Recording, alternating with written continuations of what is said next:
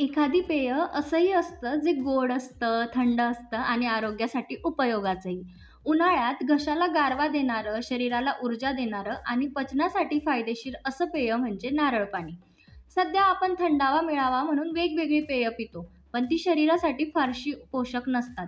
अशा वेळी नैसर्गिक, सुलभ आणि पौष्टिक पर्याय म्हणून नारळ पाणी हा एक उत्तम पर्याय आहे. नारळ पाण्यात अँटीऑक्सिडंट्स, इलेक्ट्रोलाइट्स, जीवनसत्व आणि मिनरल्स असतात.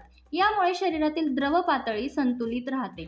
थकवा कमी होतो आणि त्वचेवर ताजेपणा दिसून येतो. विशेषतः उन्हाळ्यात हे पाणी तुमचं शरीर आतून थंड ठेवण्यात मदत करतं.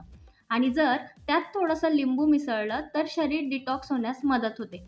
सब्जा बियाणं आणि बडीशेप सारख्या गोष्टी मिसळल्यास पचनक्रिया सुधारते आणि पोटही हलकं राहतं. खरं तर नारळ पाणी हे काही ट्रेंड नाही किंवा फक्त आजारी माणसांसाठी राखून ठेवलेली गोष्ट नाही. ते एकदाच प्यायचं असंही नाही. हे दररोजच्या सवयींमध्ये सहज सामावू शकतं.